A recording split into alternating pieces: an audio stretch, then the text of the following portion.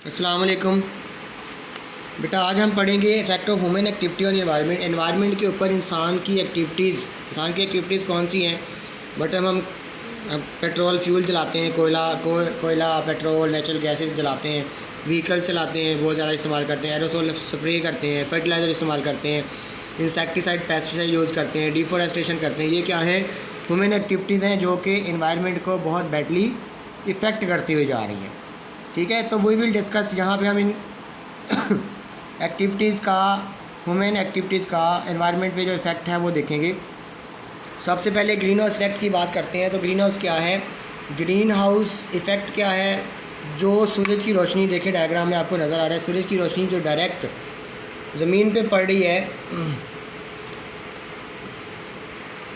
तो सूरज से आने वाली जो रोशनी है वो डायरेक्ट ज़मीन पे पड़ रही है, लेकिन कुछ ग्रीन हाउस गैसेज जो हमारी एक्टिविटीज़ की वजह से एनवायरनमेंट में मौजूद हैं और उन्होंने ज़मीन के इर्द गिर्द एक गिलाफ बनाया हुआ है।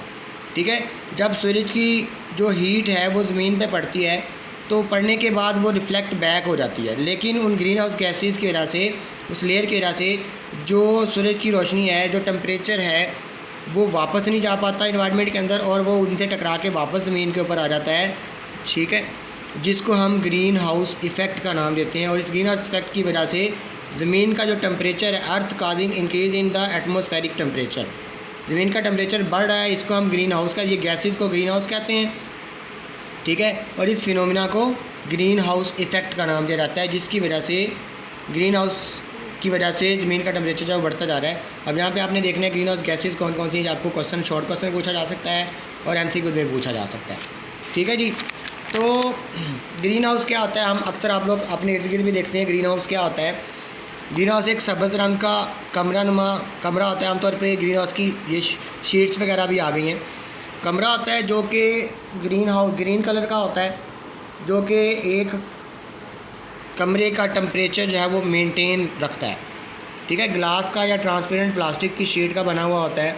ठीक है, जो सूरज से आने वाली रेज़ को जिस तरह से यहाँ पे वो रेज़ ट्रैप हो रही हैं और वापस एनवायरनमेंट में नहीं जा रही, उसी तरह इस कमरे में आ जाती हैं और हमें जितना टेम्परेचर चाहिए होता है वो हम रख लेते हैं। और पौधों, ये और जो ग्रीन हाउस होता है ये आमतौर पे पौधे उगाने के लिए बहुत ज़्यादा फ़ायदेमंद होता है। ठीक है, जब हम इंशाल्लाह जब फिज़िकली क्लासेस में आएंगे तो हम ये ग्रीन हाउस का मॉडल भी जो है वो बनाएंगे। या एक्टिविटी 4.1 में है, ये मॉडल के बनाने में लिखी है।